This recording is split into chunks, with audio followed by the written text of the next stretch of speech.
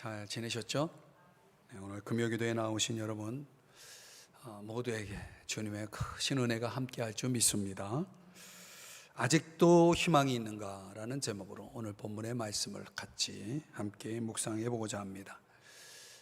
여러분 많이 들어보셨을 신학자인 달라스 윌라드가 이런 말을 했습니다. 신앙의 변화가 일어나지 않으면 그 사람의 인격과 행동의 변화가 일어나지 않는다. 모든 변화의 시작은 신앙의 변화이다. 달라스 윌라드가 그런 말을 했습니다. 그 신앙의 변화라고 하는 게 도대체 뭐냐? 여기에 대해서 제가 여러분에게 소개하고 싶은 책이 하나 있는데, 이 아서 베넷이라고 하는 사람이 쓴 책입니다. 영혼을 일깨우는 기도라는 책인데, 청교도들의 기도 그리고 경건성 이런 것들을 이런 글들을 모은 책입니다. 그런데 그 책에 보면 청교도들의 희망이 뭐였느냐? 그것은 교회를 회복하는 것이었다. 교회의 순교를 교회를 순결케 하고 교회를 다시 회복하는 것이었다라고 이야기를 하면서 그런 전통에 의해서 전통에서 등장한 그들의 일종의 선언이라고 할 수도 있고 고백이라고 할 수 있는 아주 좋은 글들이 이제 그 책에 기록되어 있는데요. 그 중에 일부를 여러분에게 소개하려고 합니다.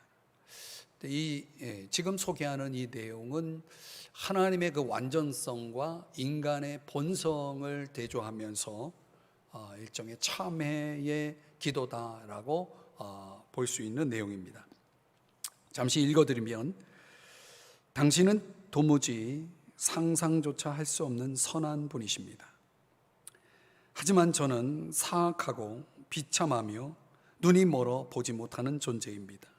제 입술은 고백할 준비가 되어 있지만 마음은 감각을 느끼는 데 게으르고 제 귀를 고치려고 하지 않습니다.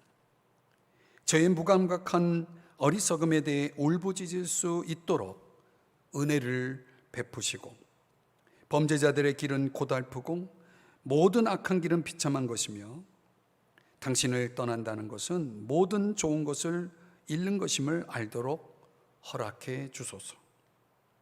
저는 당신의 법의 순결과 아름다움을 보았고, 그 법의 통치를 받는 심령의 소유자들이 어떤 행복을 누리며 그 법이 요구하는 길로 걷는 것이 얼마나 고결한지를 보았습니다. 하지만 저는 매일 죄를 범하며 그 규례를 무시합니다.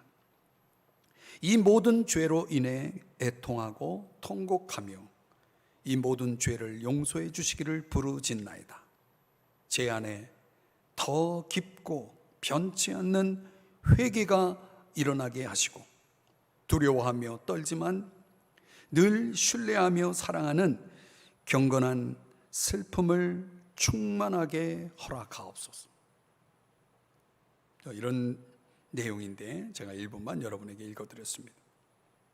여기 이런 고백이 나오죠. 제 안에 더 깊고 변치 않는 회개가 일어나게 하소서. 회개가 일어나게 하소서. 이런 자각이야말로 그 달라스 윌라드가 말하고자 하는 신앙의 변화라 할 수 있습니다. 우리 안에 있는 죄, 우리 인간 속에 들어와 있는 죄라고 하는 것은 항상 파괴적이라면, 이렇게 더 깊고도 변치 않는 회개라는 것은 그 하나님의 그 거룩함을 드러내고, 또 그 거룩함 앞에 하나님을 경외하는 그런 태도를 갖게 하는 아주 매우 중요한 우리의 신앙 요소다라는 것입니다.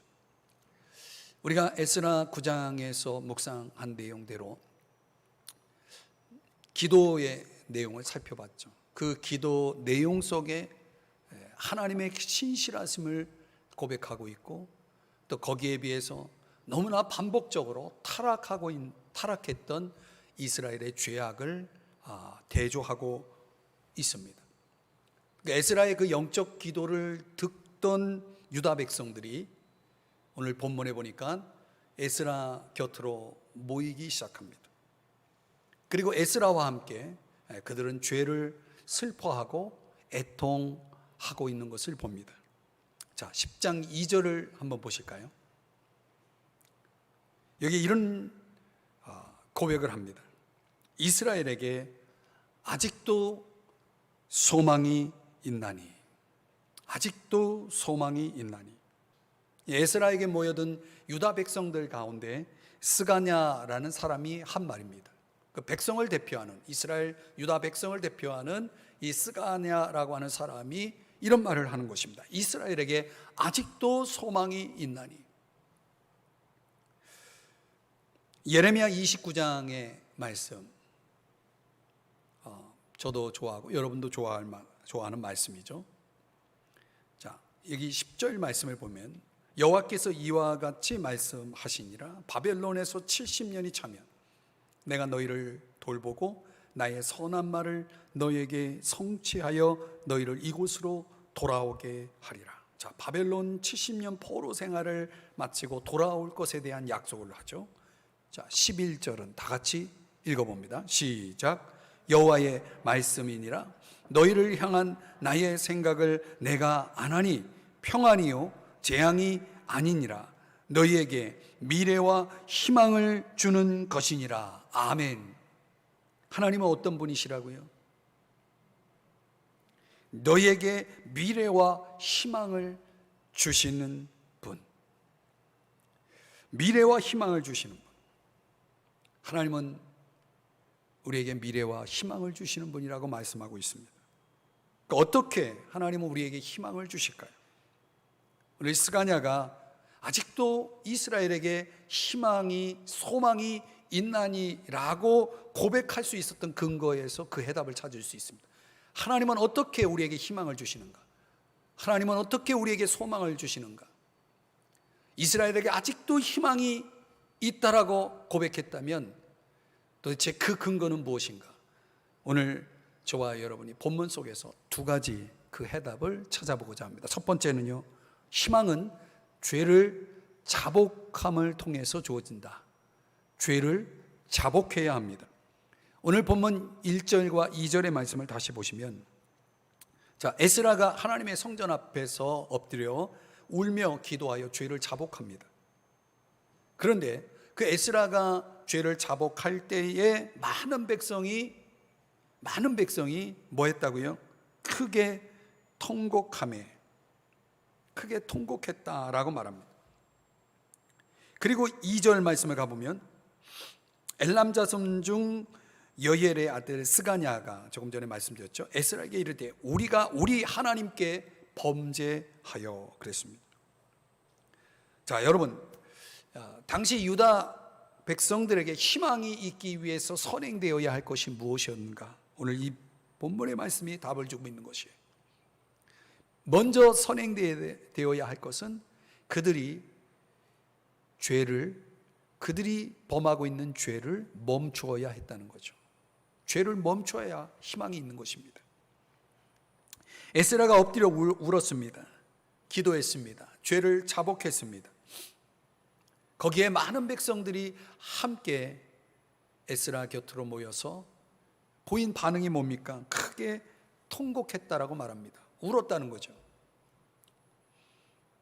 감정적으로 그들은 슬픔 가운데 있었다는 것입니다. 또 2절에서 말씀하는 것처럼 우리가 우리 하나님께 범죄했습니다 라고 말합니다. 범죄했습니다. 뭐 하는 겁니까? 죄를 자복하고 있는 것입니다. 지적으로는 죄를 자복했다는 것이죠. 자신들이 하나님께 범죄했다는 사실을 뭐 하고 있는 겁니까? 인정하고 있는 거예요. 하나님 앞에 자신들이 하나님의 언약을 위반했다는 사실을 뭐 하고 있는 겁니까? 인정하고 있는 것입니다. 바로 이 범죄한 유다 백성들의 희망은 여기에 있는 것이죠. 그들이 뭐 하고 있는 겁니까? 죄를 인식하고 있는 거예요. 자기들이 지금 뭐 하고 있는지를, 어떤 일을 범했는지를 그들이 드디어 깨닫고 있는 거죠. 이 자복이라고 하는 단어가 오늘 본문의 1절에 사용되는데 야다라는 단어입니다. 이게 무슨 뜻이냐면 다른 말로 번역하면 인정하다라는 뜻입니다. 내가 죄를 범했는데 그 범한 죄를 인정하는 거, 이게 야단입니다. 이게 자복입니다. 거기에서 백성들의 희망은 시작될 수 있었던 거죠. 그래야 거룩한 길을 갈 수가 있는 것입니다. 오늘날 보면 죄를 인정하지 않는 사람들, 전혀 자신이 행한 죄에 대해서 인정하지 않으려는 태도를 가진 사람들, 이런 사람들에게 희망이 없는 것입니다. 그런 인생에는 희망이 없는 것입니다. 어느 책에서 본 글이 있지만은 칼날이 무딜수록 그 칼을 사용하다가 다치는 경우가 많다는 거예요. 좀 말이 맞지 않는 것 같죠? 무딘 칼날인데 다치는 경우가 많다. 왜 그러냐면 그 무딘 칼을 쓰기 위해서 그 불필요한 힘을 더 많이 쓰게 된다는 거예요. 더 많은 힘을 쓰다 보니, 필요 이상의 힘을 쓰다 보니 오히려 다치는 경우가 많다라는 그런 내용입니다. 이 무딘 칼처럼 우리의 삶에는 어떻게 보면 무신경한, 무감각한 그런 차원에서의 말과 행동이 나올 수 있는 거죠. 오히려 그런 차원에서 우리의 말이, 우리의 행동이 누군가에게는 큰 상처가 될 수 있는, 큰 아픔이 될 수 있는, 이 무딤이라고 하는 것이 오히려 우리의 일상에 더 큰 실패를 또 가져오는 그런 경우가 있지 않습니까? 여러분의 경험 속에 그런 건 없습니까? 그러니까 우리가 영적으로 무감각해지면 그런 무딘 칼처럼 더 크게 다칠 수 있는 거예요. 더 크게 실패하고 더 크게 넘어질 수 있다라고 하는 것입니다. 그래서 다윗은 그런 영적 무감각에 대한 위험성을 자각하고 이런 기도를 하나님 앞에 드리게 됩니다. 시편 139편 말씀인데요, 우리 한번 같이 함께 읽어보겠습니다. 시작. 하나님이여 나를 살피사 내 마음을 아시며 나를 시험하사 내 뜻을 아옵소서. 내게 무슨 악한 행위가 있나 보시고 나를 영원한 길로 인도하소서. 여러분, 내게 무슨 악한 행위가 있나 보시고.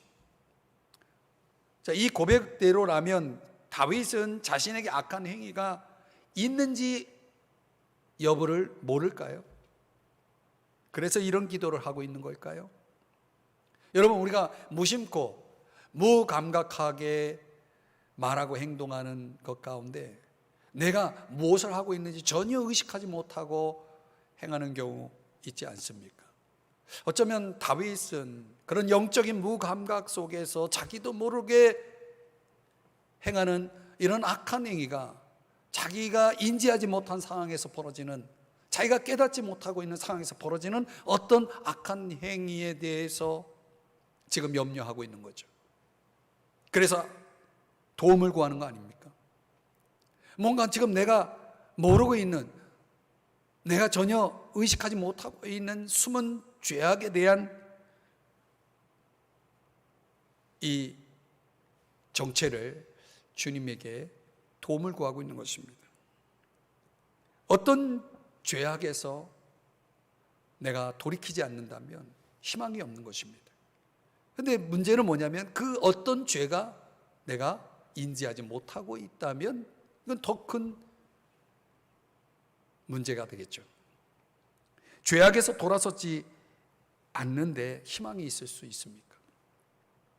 그러니까 다윗은 죄를 인식하고 인정하고 자복하는 이런 삶을 위해서 이 시편 139편과 같은 기도를 하나님 앞에 드렸다는 것이죠. 죄를 자복하지 않을 때 벌어지는 패배, 좌절, 그 예를 보여준 사건이 여호수아 7장에 나오는데요, 여러분이 성경 읽으면서 보셨듯이 이 아이성의 전투에서 패배한 것입니다. 그 아이성 전투에서 패배한 원인이 뭐냐? 여기 여호수아 7장 19절 이하의 말씀에 보면 여호수아가 아간 아시죠? 아간에게 이르되 내 아들아 청하노니 이스라엘의 하나님 여호와께 영광을 돌려 그 앞에 자복하고 내가 행한 일을 내게 알게 하라. 그 일을 내게 숨기지 말라.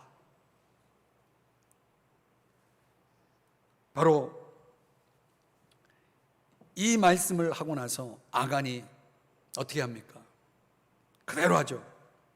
자복하고 알게 하고 숨겼던 걸 드러내죠. 그래서 20절에 보니까 아간이 여호수아에게 대답하여 이르되 참으로 나는 하나님께 범죄해서 이런 일을 행했습니다. 알게 하죠. 그리고 구체적으로 그 숨겨있던 죄악을 드러내죠. 21절에 보니까 내가 노력한 물건 중에서 이러이러한 것들을 보고 탐내어 가졌나이다. 그리고 감췄습니다. 숨겨졌던 것들이 드러난 것입니다. 여러분, 죄는요 반드시 이렇게 돼야 됩니다. 이렇게 숨겨져 있는 이 죄를 찾아내서 그것을 알리고 그것을 자복하고 그것을 드러낼 때에 그때 희망이 있는 것입니다. 이스라엘은 이 숨겨진 아간의 죄로 인해서 그들은 큰 패배를 경험했습니다. 아픔을 경험했습니다. 좌절을 경험했습니다. 반대로 말하면 이 죄가 드러날 때, 죄가 제대로 자백이 될 때에 그때 우리는 하나님의 도움을 받을 수 있습니다. 하나님의 승리를 경험할 수 있습니다. 하나님의 축복을 누릴 수가 있는 것입니다. 시편 66편 18절의 말씀에 보니까 내가 나의 마음의 죄악을 품었더라면 주께서 듣지 아니하시리이다. 여러분, 우리 마음에 죄가 있다면 하나님 앞에 우리가 기도한 듯 그 기도가 무슨 소용이 있겠습니까? 하나님이 듣지 않으시거든요. 하나님 앞에 죄가 드러난다는 것은 우리에게 있어서는 하나님의 기도, 하나님 앞에 드리는 우리의 기도가 응답되는 축복을 누리는 그런 전제가 되는 거예요. 여러분, 교회가 세상에서 마땅히 드러내야 될 능력, 그 능력을 제대로 발휘하지 못하고 드러내지 못하는, 나타내지 못하는 이유가 있다면 그것은 우리가 죄를 자복하지 않고 살기 때문 아닐까요? 죄를 자복하지 않는 성도가 있는 한 교회는, 한국 교회는 희망이 없는 것입니다. 문제는 이 아간의 죄를 아무도 몰랐다는 거예요. 누구만 알고 있었습니까? 하나님만 알고 있었다는 거예요. 하나님만 알고 있었다는 거예요. 하나님 외에는 아무도 그 백성들 가운데 죄가 있다는 사실을 아는 이 없었다는 거죠. 그 한 사람의 죄가 온 백성의 전쟁에, 그 전투에, 승리에 영향을 끼쳤던 것이죠. 아직도 희망이 있는가? 오늘 설교 제목이죠. 아직도 희망이 있는가? 희망이 있기 위해서는 반드시 죄가 드러나야 되는 것입니다. 그리고 우리 안에 숨어 있는 이 아간을 찾아내야 되는 것입니다. 숨은 죄를 깨닫고 찾아서 그걸 인정하고 그걸 자복할 때에 거기에 희망이 시작되고 축복이 주어지는 줄 믿으시기 바랍니다. 그래서 우리가 늘 신앙 가운데 저와 여러분이 오늘 이 본문 에스라 10장을 통해서 저와 여러분이 꼭 깨달아야 될 것이 바로 뭐냐? 우리 안에 있는 숨은 죄 찾기. 다윗이 시편 139편에서 그렇게 기도했던 것처럼 주님, 제 안에 제가 모르고 있는, 제가 덮고 있는 죄가 있다면 알게 해주십시오. 드러내서 하나님의 도움을 통해서 그것을 자복하고 그것을 인정하고 주님 앞에 도움을 구할 때 그때 희망이, 그때 축복이, 그때 승리가 저와 여러분 가운데 주어지는 줄 믿으시기 바랍니다. 두 번째로 오늘 본문 속에서 아직도 희망은 있는가? 아직도 희망이 있다면 그 이유는 뭡니까? 말씀의 순종함을 통해서입니다. 말씀의 순종함을 통해서. 자, 10장 3절과 5절 말씀을 한번 보시면요, 곧 내 주의 교훈을 따르며 그랬습니다. 우리 하나님의 명령을 떨며 준행하는 자의 가르침을 따라 이 모든 아내와 그들의 소생을 다 내보내기로 우리 하나님과 언약을 세우고 율법대로 행할 것이라. 5절, 10장 5절.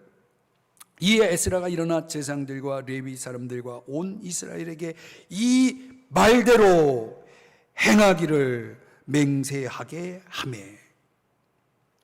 제가 강조해서 읽은 말씀들 내용은 이 3절과 5절에서 뭘 계속 강조했냐면 행동, 그들이 죄를 떠나고자 하는 결단뿐만 아니라 구체적으로 그 떠나는 행동에 있어서 오늘 3절과 5절이 그런 내용을 소개하고 있습니다. 그러니까 인간의 인격적인 요소라고 한다면 지정의를 말하는데 그 지정의 가운데 여기서 강조되는 게 뭡니까? 의적인 행동이죠. 의적인 결단과 행동이 강조되고 있습니다. 왜? 그것이 희망이 가능한 요소이기 때문에, 희망이 가능하기 위해서는 그것이 있어야 된다. 죄를 자복하는 것만으로는 안 된다는 거예요. 죄를 떠나는 결단과 행동이 있어야 희망이 있는 것입니다.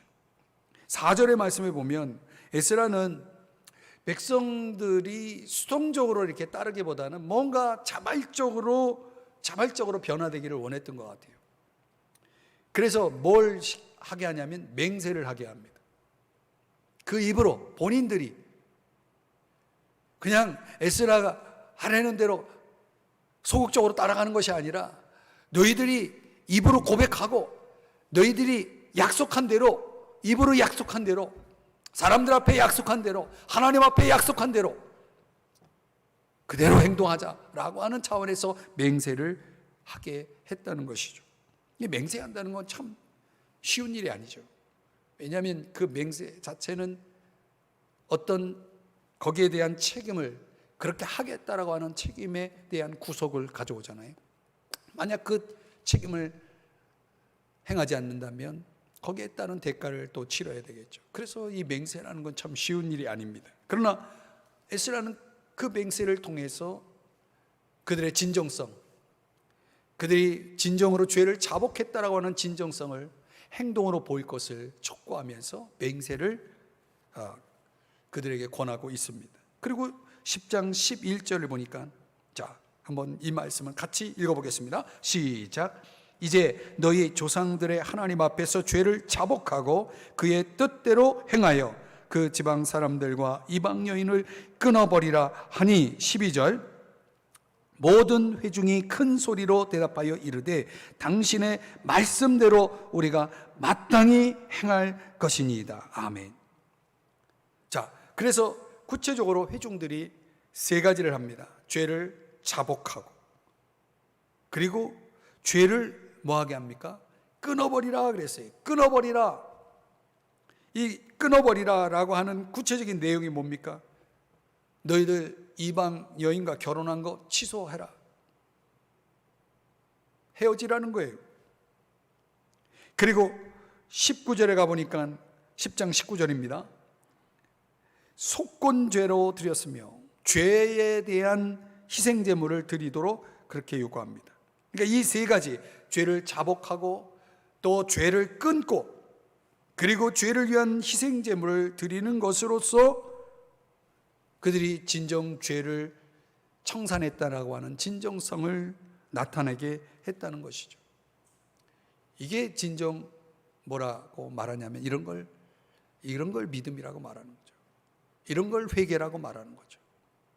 그래서 우리가 이 회개라고 하는 단어가 한자어잖아요. 한자로 보면은 뉘우칠 회자, 바로 저 한자를 쓰죠. 그리고 고칠 개자입니다.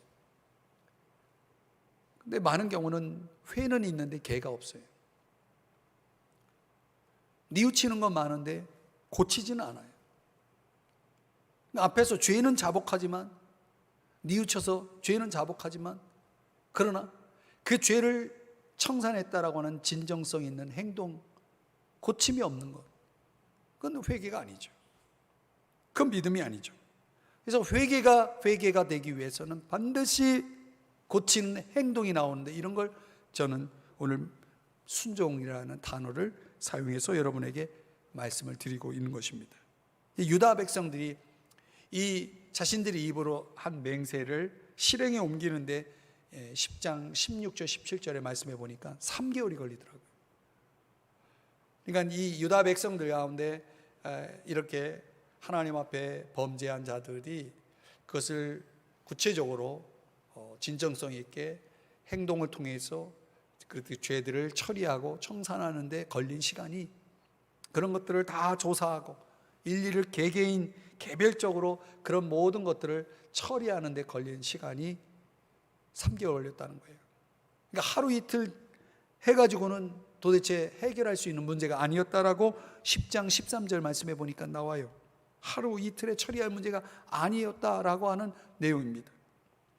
유다 백성들에게 정말 희망이 보이고 그들에게 희망이 주어질 수 있었던 것은 바로 그들이 이렇게 구체적으로 이렇게 고치는 행동, 진정성 있는 그런 행동이, 말씀대로 순종하는 행동이 있었기 때문에 그들에게 희망이 있다라고 말하고 있는 것입니다. 그런데 여기 본문에 따르면요, 이 에스라서의 마지막 절 10장 44절에 보니까 슬픈 비망록으로 끝납니다. 뭔가 뒤에 이 얘기가 나와야 될 것 같은 느낌을 갖는 말씀으로 끝이 나요. 여기 보니까 이 이상은 모두 이방 여인을 아내로 맞이한 자라, 그 중에는 자녀를 낳은 여인도 있었더라. 그러면 아까 끊어버리라 라고 했으니 분명히 유다 백성과 결혼한 이방 여인과 그리고 거기서 낳은 자녀가 있었다면 도대체 이들은 어떻게 되었을까요?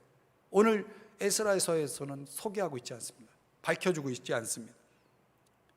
그들이 정말 율법대로 준행했다면 분명히 그 이방 여인과 그리고 그 사이에서 낳은 자녀는 아마 그 이방 나라, 자기들 나라로 돌아갔을 것입니다. 그렇다면 그 자기들 나라로 돌아갔다면 이 범죄로 인해서 낳은 자식은 뭐가 되는 겁니까? 고아가 되는 거죠. 그래서 오늘 이 에스라서 10장에서는 아이들이 고아가 되는 슬픈 비망록으로 끝이 난다는 것입니다. 왜 성경은 이런 이야기를 이렇게 있는 그대로 성경은 말씀을 하고 있을까? 마치 10장 18절에서부터는 44절까지는 사실 성경에서 우리가 크게 의미를 두지 않는 그런 내용이고, 뭐 이름들이 나오는데 그런 것들은 그냥 다 스킵하고 그냥 넘어갈 수 있는 부분이라고 생각하겠지만은, 사실은 모든 성경은 우리에게 교훈과 책망과 바르게 함과 의로 교육하기 유익하기 때문에 이 18절에서부터 44절 우리에게 전혀 다가오지 않는 이 내용들이 그대로 적나라하게 기록되고 있다는 것입니다. 왜 성경은 이 부끄러운 역사를, 이 유다 백성들의 부끄러운 역사를 그대로 성경은 우리에게 소개하고 있는 것일까? 이유는 간단해요. 요 44절만 가지고도 유다 백성들은 죄를 청산했기 때문에 정결해졌죠. 깨끗해졌죠. 그러나 그 범죄한 백성들로 인해서 하나님과의 관계 속에서 단절되었던, 그리고 중요한 아버지가 없는 자녀들이라는 대가를 치러야 했다는 거예요. 그 아이들은 무슨 죄가 있었어요? 아버지 없는 자녀들이 됐습니까? 이게 죄의 대가예요. 많은 사람들이 죄가 청산이 되었다고 해서 고통이 끝난 게 아니에요. 죄 값이 끝난 것이 아닙니다. 그 이후에 벌어지는 그 죄의 대가가 얼마나 많은 아이들이 슬픔 가운데 살아야 했고 불행 가운데 살아야 했는지를 보여주는 것입니다. 이게 죄라는 걸 보여주는 겁니다. 이게 죄의 대가라는 걸 보여주는 겁니다. 그렇기 때문에 우리는 죄 앞에서 두려워해야 되고 떨어야 되고 경계해야 되고 죄를 멀리해야 하는 것입니다. 성경 결코 이런 죄의 비참한 현실, 죄로 인한 비참한 결말을 성경은 침묵하지 않고 부인하지 않고 그대로 우리에게 보여줌으로 인해서 죄가 얼마나 파괴적이고 얼마나 불행한 것인지, 죄를 방치했을 때 어떤 대가를 치러야 되는지를 성경이 우리에게 보여주고 있는 것입니다. 오늘 유다 백성들에게 희망이 있기 위해서, 그들이 하나님과의 관계와 교제를 회복하기 위해서 그들이 반드시 해야만 했던 것은 하나님 말씀대로 돌아가서 말씀대로 순종하고 따르는 것이었다라고 하는 것이죠. 말씀에 순종하는 것만이 유다 백성들에게 희망이었고 그들이 다시금 하나님이 주시는 은혜와 축복 속으로 돌아올 수 있는 그런 길이었다는 것입니다. 그래서 에스라는 이 두 가지 양면성을 다 강조하는 거죠. 그들에게 희망은 뭡니까? 다시 말씀으로 돌아오는 것이고 말씀대로 사는 것이고 말씀대로 순종하는 것이었다면, 또 한편 그들이 이미 범한 죄에 대한 대가는, 그 흔적은, 그 슬픔은, 그 좌절은, 그 아픔은 그들이 평생 그걸 겪고 살아야 하는, 안고 살아야 하는 그런 끔찍한 죄의 대가라는 사실 또한 성경은 기록하고 있고 우리에게 보여주고 있는 것입니다. 사랑하는 여러분, 우리도 마찬가지예요. 그렇기 때문에 죄라는 것은 아예 우리에게 있어서 경계해야 되고 멀리해야 되고 물리쳐야 하는 것임을 성경 우리에게 교훈해 주는 거죠. 그러나 죄 가운데 무너졌다 해도 아직은 희망이 있다는 것을 또 보여주는 거죠. 돌아올 수 있는, 다시금 기본으로 돌아올 수 있는, 말씀으로 돌아올 수 있는 그런 기본을 오늘 성경 우리에게 보여주고 있습니다. 요나서 말씀을 한번 가보면 요나서에도 이런 말씀이 나와요. 요나가 그렇게 니네 성에 가서 말씀을 선포하지 않습니까? 각기 악한 길과 손을 행한 강포에서 떠날 것이라 그랬어요. 떠나라 라고 말합니다. 떠나라 라고 말합니다. 그리고 9절 말씀에 가보니까 한번 이 말씀 같이 읽어볼까요? 시작. 하나님이 뜻을 돌이키시고 그 진노를 그치사 우리가 멸망하지 않게 하시리라. 그렇지 않을 줄을 누가 알겠느냐 한지라. 누가 알겠느냐. 진노를 그치사 우리가 멸망하지 않게 하시리라. 그렇지 않을 줄을 누가 알겠느냐. 그래서 10절에 보니까 이렇게 말씀합니다. 떠난 것을 보시고, 악한 길에서, 죄악 길에서 떠난 것을 보시고 재앙을 내리지 않았다라고 말씀하고 있는 거죠. 여기에 복음이 있고 여기에 희망이 있는 것입니다. 복음이 뭡니까? 떠나면 멸망하지 않는다는 거예요. 떠나면 다시 산다는 거예요. 떠나면 하나님이 다시 기회를 주신다는 거죠. 하나님이 뭘 기뻐하십니까? 에스겔서 18장 23절의 말씀해 보니까 떠나서 사는 걸 기뻐하신다 그랬어요. 하나님은 우리가 살기를 원하세요. 우리가 사는 걸 기뻐하세요. 그 살려면 어떻게 됩니까? 죄악된 길에서 떠나야 되는 것입니다. 떠난다는 것은 마음으로 떠나는 게 아니라 행동으로, 구체적으로 말씀으로 돌아와서 말씀에 순종해서 떠나는 것입니다. 우리가 사는 길이고 우리가 축복을 누리는 길인 것입니다. 그래서 구체적으로 역대하 7장 14절의 말씀 속에는 우리에게 이런 약속을 주고 있는 것입니다. 우리 한번 다 같이 현대인의 성경으로 함께 읽어봐요. 시작. 만일 내 백성이 스스로 낮추고 기도하며 나를 찾고 악한 길에서 돌아서면 내가 하늘에서 듣고 그들의 죄를 용서하며 그들의 땅을 다시 축복해 주겠다. 아멘. 여기 다시 축복해 주겠다 그랬어요.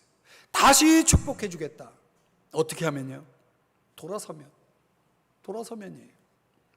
돌아서지 않는데 다시 축복해 주겠습니까?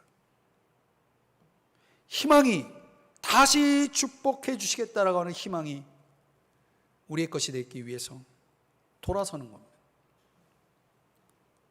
돌아선다는 것은 다시금 주님에게 나오는 것이고 주의 말씀 앞에 겸허히 순종하는 것을 말합니다. 그렇게 되면 아직은 희망이 있는 것입니다. 아직은 희망이 있는 것입니다. 다시 축복해 주시는 것입니다. 이제 말씀을 적용해 보겠습니다. 윌리엄 바클레이가 이런 말을 했습니다. 교회는 절망을 모르는 유일한 공동체여야 한다. 절망을 모르는 유일한 공동체. 역설적이지만 세상은 절망입니다. 절망적입니다. 희망이 없습니다. 이 기독교 신앙이라고 하는 것이야말로 세상의 희망이 될 수밖에 없는 것입니다. 세상을 보면 얼마나 어지럽습니까? 얼마나 어둡습니까? 얼마나 파괴적입니까? 우리가 살아가는 세상을 잘 보면, 영적인 눈을 열어서 보면 세상은 너무나 어둡습니다. 너무나 혼란스럽습니다. 너무나 악합니다. 너무나 파괴적입니다. 그래서 이 세상이 희망이 있기 위해서는, 그런 세상이 희망이 있기 위해서는 윌리엄 바클레이는 그런 얘기를 했습니다. 기독교적인 영혼을 이 세상 가운데 심어야 된다. 기독교적인 영혼을 심어야 된다는 거예요. 기독교적인 영혼이 뭡니까? 주님을 만난 영혼들이죠. 회개하고 악한 길에서 돌아선 영혼이죠. 하나님 앞에 달려가 하나님 앞에 말씀을 받고 그 말씀대로 살아가는 그런 영혼이죠. 그런 영혼이 이 세상 가운데 하나 둘 심어질 때에 세상은 희망이 있는 것입니다. 달라스 윌라드의 얘기를 서론에서 했죠.